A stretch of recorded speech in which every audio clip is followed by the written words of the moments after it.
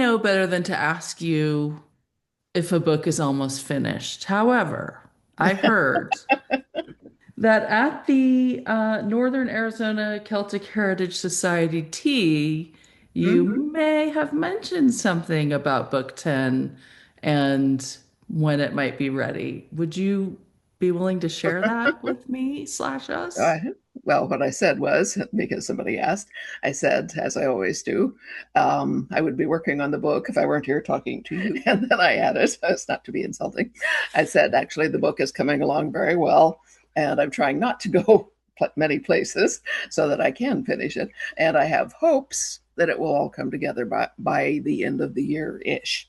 I then, of course, added what nobody listens to, which is that does not mean the book will be out the day after I finish it,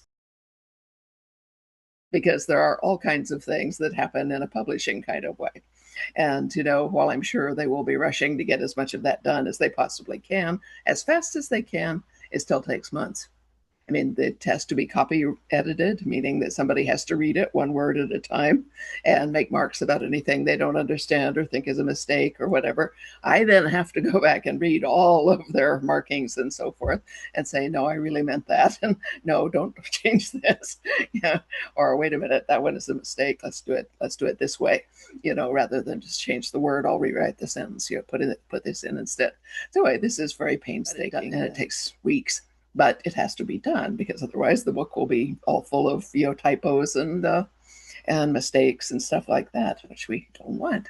This book's going to be around for a long time, presumably, and we don't want it to be a bad book in any way, shape, or form. Consequently, all of the publishing stuff happens. So first, I talk to two editors, UK and US, and they will tell me their thoughts on this, that, and the other. Usually, these are just long phone conversations, and they're going through and saying, "Oh, I love this." I'm going, "Good." That's one of my favorite parts. They're saying, "Well, I don't understand, why this person did that," and I say, "Oh, well, that's because this. Do you think we should put in a little warning before we do that, or should I do something ex post facto to clear up any possible misapprehensions?" And we do that back and forth over the phone. This may take a few hours or it might take a couple of days, depending. This will be a large and complex book. Okay, so those are just preliminary steps. Okay, when we go through the editing and my changes, which take time, and then we go through the copy editing, that takes a lot of time. At that point, we actually have a manuscript that is ready to go to the printer and be printed. Okay. Now I'm not counting things like the internal design of the book, which somebody else is doing, thank God. Unfortunately, we have lost our artist who has been with us through the entire series. Yeah, she unfortunately died a year or so ago, which is terrible. Oh. But that means that they have to find a new book designer who may have different ideas, which means I will have to look at her ideas. It's almost always, well, it might not be a female. It mostly is, but maybe not.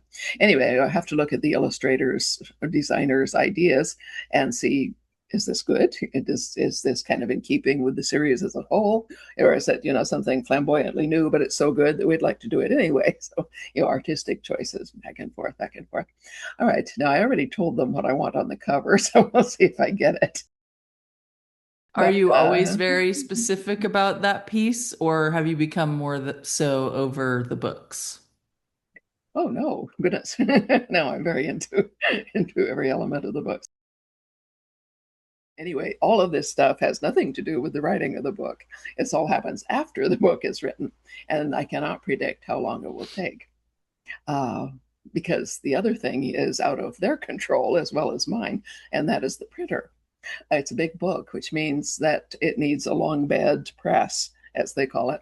And at the end of the COVID epidemic, almost all of the printing companies that could do that had gone out of business. There were only two left. I'm hoping there's two left now, but there might only be one. But that means that there's a backup of big books waiting to be printed, and they would have to pay a lot of money for it to skip the queue and be printed earlier. They might think it was worth it, they might not, or they might just not be able to do that. With one of my books, some famous general who had written an autobiography suddenly died just before his book came out. And so that one bumped one of my books, way back because they had to get that one out right now. Yeah, and this thing you can't predict. Yeah, so I don't know about the printing. I can't control the printing.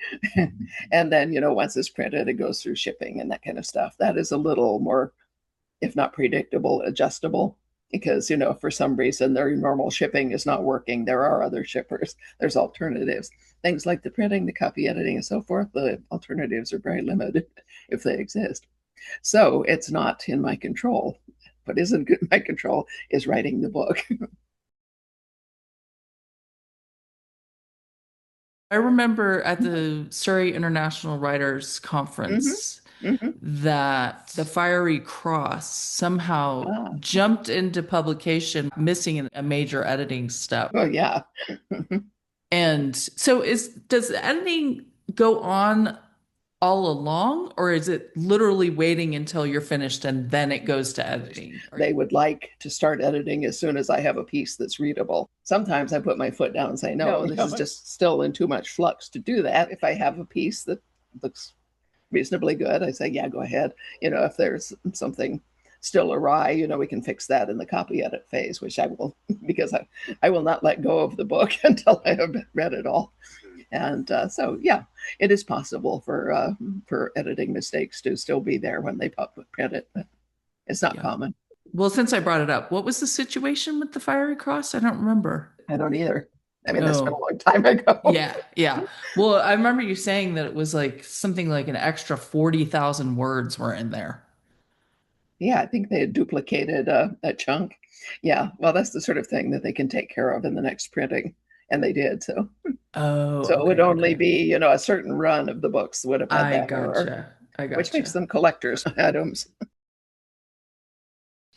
And then at one point, I remember reading that this was maybe not the final book. Oh no, it is the final book. Yeah, Okay. it's just that there will be other, side books like Lord John, for instance. He has another story just called Lord John and the Black Chamber, which I have not started writing yet, but I know about it, and it's having to do with his adventures working for British intelligence.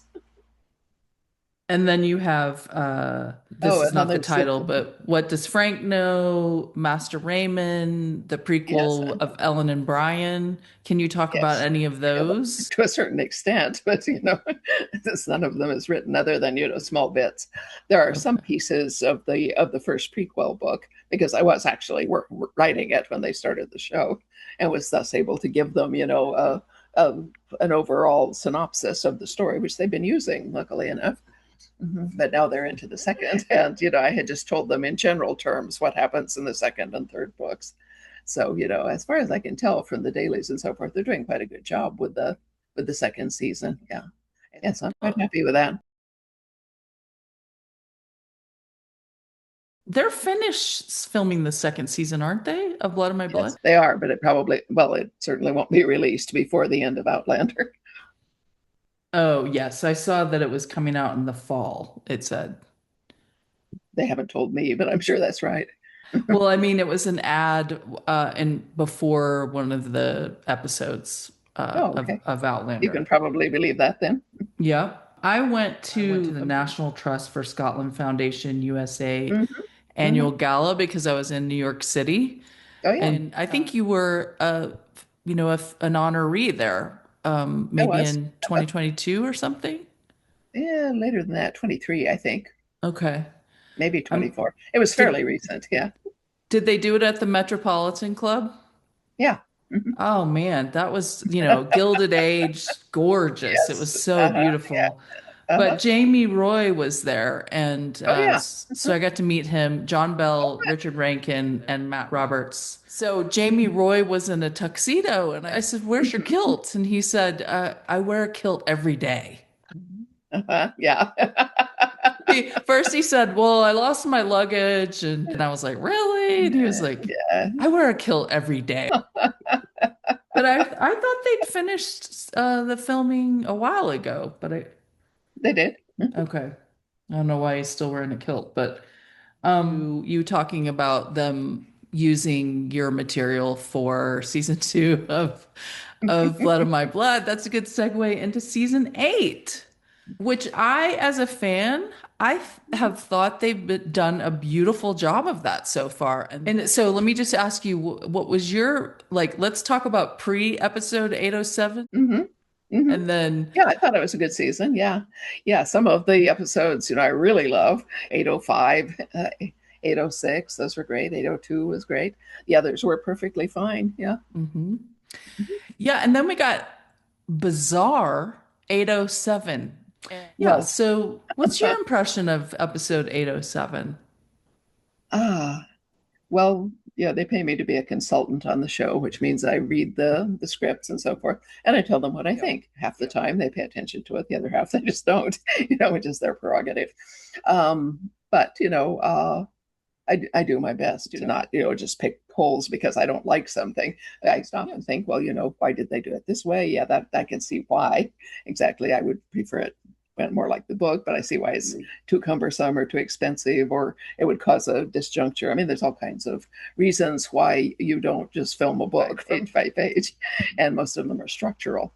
Some of their changes, though, um, impact the characters or distort something else that's somewhere in the book. Some of them is just, historical errors and things like that. Anyway, it's my business to catch as many of those as I can, and I just tell them about them. In some cases, I just note it, that this didn't happen on this date. It happened, 2 years later. If you want to do it this way, take the name of the battle off it so people don't know that you have the wrong one, and something like that. Or, sometime they'll do something and they'll say, okay, I understand why you did this, but if you do, I can tell you what the fans are going to say about it.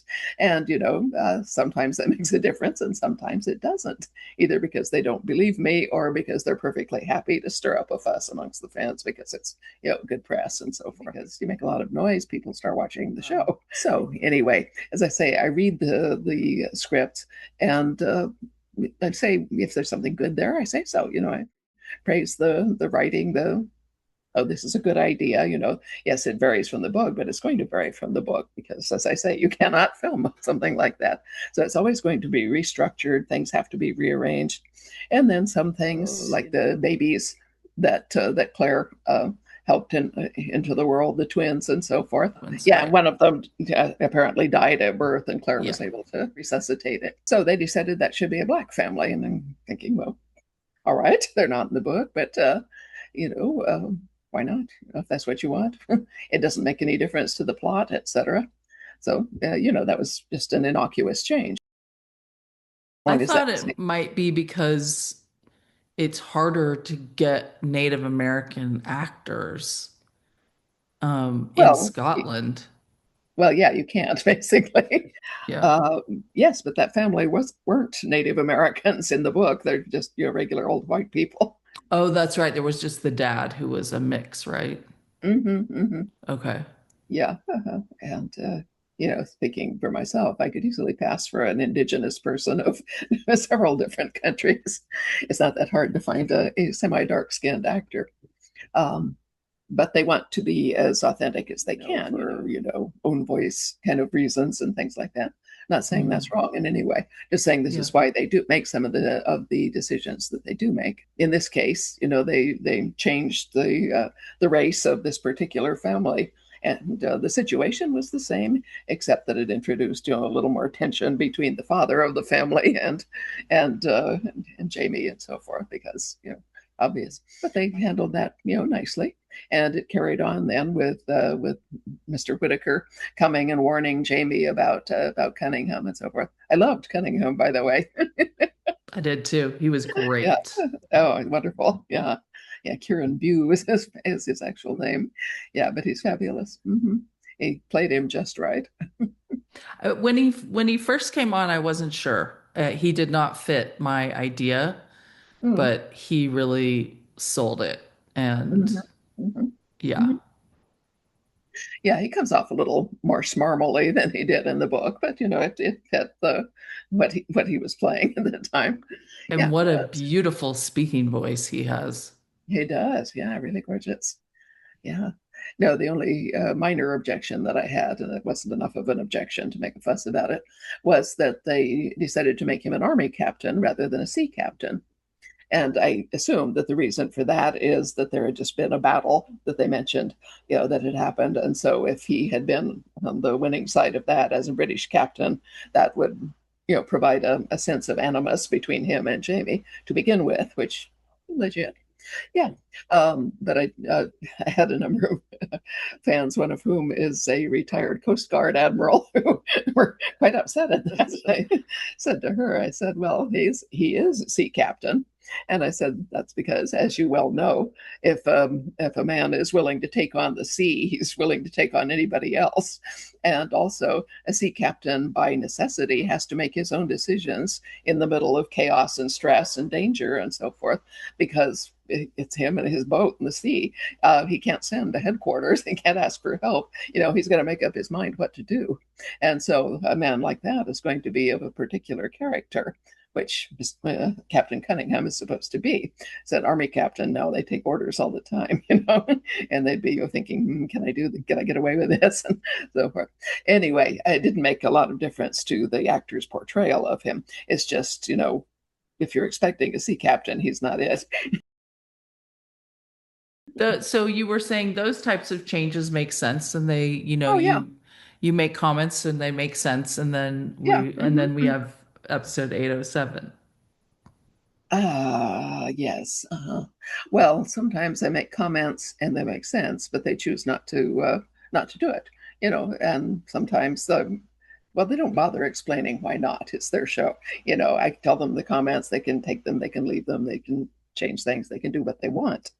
And they did, And so I don't complain about it. But when we came to the script for 807, I was reading through it and I was just thinking, there is actually no way I can make any effective or useful comments on this. I mean, it's just, well, it was in the hands of somebody who is not guided by the book, shall we say? I remember in the very beginning, Ron made a big deal of saying that half our We're making it for writers the have read the fans. books and half of our writers have not read the books. And I Mm-hmm. believe Tony was in the half that hadn't read the books. I think that's right. I'd be willing to And bet that's right, but I don't know. because they wanted, non-book people to have a representation in the Yeah, writer's room.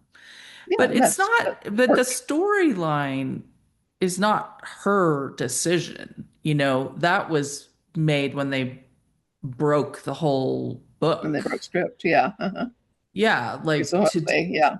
to do the Faith storyline, obviously started in season 7. Mm-hmm. Instead of acting out the story that Jamie and Claire were narrating the story. I actually felt sorry for them to have the Mm-hmm. burden of that dialogue to try to Mm-hmm. do Mm-hmm. something with.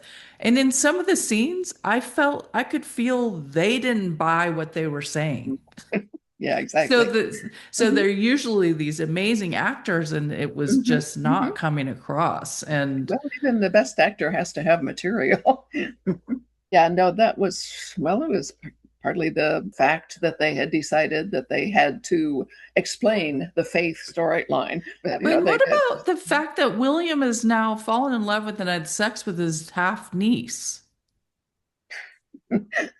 Well, she's dead and there was no baby. So, Then has his dad kissing in the drawing room, which is just no, I I hated mean, that. That was it's just, it's yeah, that's ludicrous. character assassination. Yeah. No. I don't understand why Matt, who is a lover of the books Mhm. and has been around long enough to know that when they go off piste this far, it always is not good.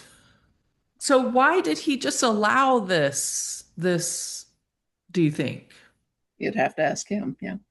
Yeah, my guess is that, somebody or somebodies were saying, well, we're getting all these questions about the faith storyline and why did this happen and why did that happen and how about the song and the lace maker and all this kind of, much of which was not in the books at all. Yeah. And yeah, somebody got the bit between their teeth and decided, well, we have to go all in on this and start explaining things, because everybody's asking. And I'm saying, sometimes you just raise questions, you don't have to answer them. I think there was a certain, I was not present, so this is just pure speculation. But I think there was probably a certain sense of, well, this is the very last season, we have to kind of nail down all the corners and pick up the loose ends and kind of, tuck things in neatly. I think that is possibly what they were thinking. Then again, it's possible that that writer or another actually had been thinking deeply about the Faith storyline and thought they had figured it all out. And so they thought, well, we'll just explain it to the audience and then everybody will be happy. I see what they were trying to do. And I Yeah. can imagine that in the writer's room, there was like this, oh my gosh, and then what if this happened? And that, oh, that would be such good TV. It didn't pan out That's for just me. how it works. Yes, exactly. Parts of the Fergus demise storyline Hmm. actually worked because It did. they just swapped out somebody. Yeah. Uh-huh. So it had, and then you got Lauren Lyle, who is Oh, just, fantastic. Yeah. No, that was marvelous. Yeah. I I mean, in a mean, bad way, but in a just, heart-wrenching way. so do you think it was just, some creative, like create some drama? Because some of the non-book people like it, actually. Yeah, well, they don't have anything to compare it to. Yeah, exactly. They don't know what really happened. So of course they will accept anything. And it's their privilege. This is one reason why the book is never like the show and vice versa. And Yeah. most people figure that out and either decide I can live with both of them, or I really only like this one, or I really prefer that one. And it's an individual kind of thing. So that's all fine. Now, the one thing that I do know is that someone on the show mentioned to me that they were horrified at the idea of having to film Henri Christian's death. And so I Mm. figured, well, that's why you decided to kill Fergus instead, because you had to have a dramatic death for catharsis and all that kind of stuff. But that's why that happened, presumably, is because they just couldn't bring themselves to kill a Yeah, baby. and we talked about that, because somebody in our group said that was really hard when I read it in the book, and Uh-huh. Carmen and I were saying, yeah, but she has her muse, and Mhm. she sees it, Yeah, and yeah. sometimes she's like, I don't want to write this, but No, that was that's one of them. It was very upsetting. I cried very hard while I wrote it. I just thought, oh, yeah. it's terrible. But it happened. There it is. I mean, sometimes these things happen. The faith storyline, I could just leave that one lie. I let them do whatever they want with it. And in fact, I told them, I said, look, I'm not touching that. You do whatever you want with it. So anyway, I'm thinking there isn't anything useful I can tell them. So I didn't send them an official comment sheet on that episode. Did anybody say, oh, you forgot to comment on this one, or did they No, know? nope, nope. They Yeah. didn't ask. They didn't Yeah. ask for comments. Yeah, So you think it was mostly a drama thing, like create chaos and I think so. uproar in the fandom? Because it Yeah, to definitely a has large extent. worked. Oh yeah, yeah. Well, you cause controversy, you get more viewers. Yeah, I felt there's a trust that you have that I good felt point. like, in Matt to do a good job with your books Yes, because he does yes, and he has. it So this does. episode felt almost like a betrayal a little bit, if I'm being Mm-hmm. honest. Mhm. Um, Well, in all justice to Matt and so forth, we had a long conversation last time I visited the studio, which was, last year. In the course of things, he was talking about the faith storyline and so forth, and asked me what are you going to do about that in the books? And I said, I'm not going to do anything with it. Said, I am not touching that. You can do whatever you think you need to do with it. So essentially, I gave him carte blanche to do what he did. I thought it was not a problem No. when they left it on the periphery, which it might be this and it could be that, and but Mm, when it became center stage and a whole episode and all of Jamie and Claire's dialogue and scenes were dedicated to this, I felt yeah. that was just a disservice. Yeah, I thought it was not well structured in terms of dramatic intent and totally out of character for Jamie, Claire, et cetera, et cetera.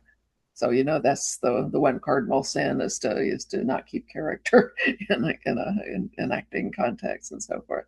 And so I guess that would be my main bottom line complaint, is that it forced the actors not to act. Well, to not to get out of character. The Yeah. scene where, Claire talks about Mother Hildegard, maybe she meant Hmm. this and all that. That's the one that I thought was where I was like, I can't even get into what Yeah. she's saying Why because would it's she be so doing this? not It's just all Claire. over the place. Yeah, and it's not relevant. And yeah, but yes, you're right. It's not clear. And then to So say, I'm so scared because, and he's like, hold on to me, Claire. I mean, it was just, anyway, sorry. It was yeah, melodramatic and weird. yeah. Well, that's the other thing, is the writer was picking bits and pieces out of other books. The "Hold Me, Claire." If I start to shake, I can't stop. That comes from a very dramatic moment in the end of Outlander, where they're at the Abbey, and he's just been telling her what Blackjack Randall did to him. He's waked up from a nightmare of being flogged to pieces, literally, and so forth. And she's trying to hold on to him. So to take something like that, which is genuine and has content and so forth, and stuff it into this, yes, I didn't like that at all.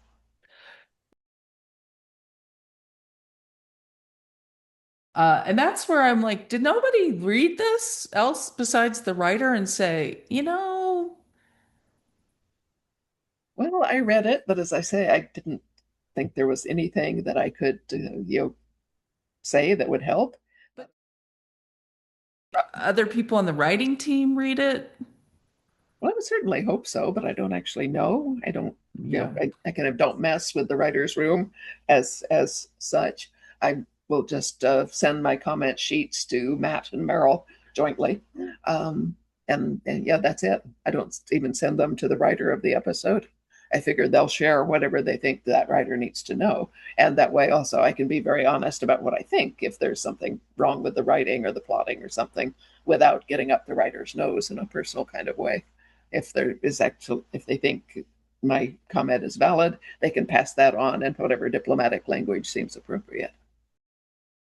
It's a Workable good thing. system. Yeah. Yeah, yeah. I mean, sometimes they take my comments into account. Sometimes they just don't. They ignore them, which is their privilege, as I say.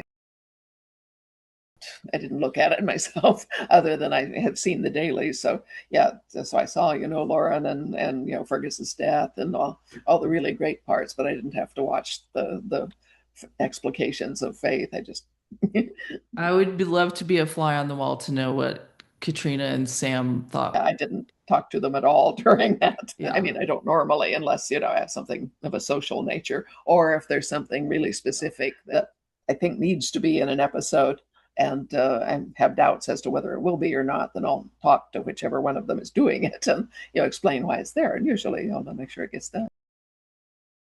This reminds me of something in the first season when I was, watching the dailies every day and so forth. It was the scene where Claire takes lunch to Jamie in the stable, and he's, telling her about eating grass and being out with the broken men and all that kind of stuff. Anyway, they shoot these scenes over and over and over. So they were doing that, and Sam was sort of losing attention and horsing around and so forth. And he said something out of character, and she said, "Shh, it's Friday. Concentrate."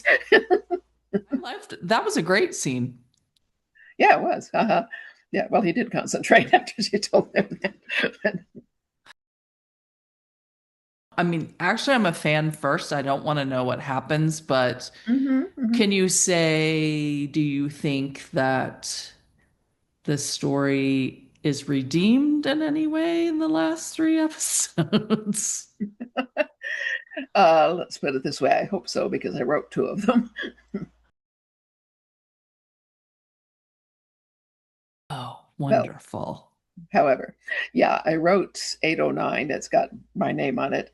I co-wrote 810 with Matt because he asked me to do that. It was his idea to give me co-author credit. So I did not write a whole lot of it, but but that But gives me in hope Yeah, because no, I think Matt does a it's good gonna be a good job. I think episode. he's No, he is he's good. He's very, very concentrated, and he actually does love the books and the characters, and he is true to the characters. No, he loves the characters. He's been living in their heads for a long time. And did I read that Ron D. Moore wrote the next episode, 808?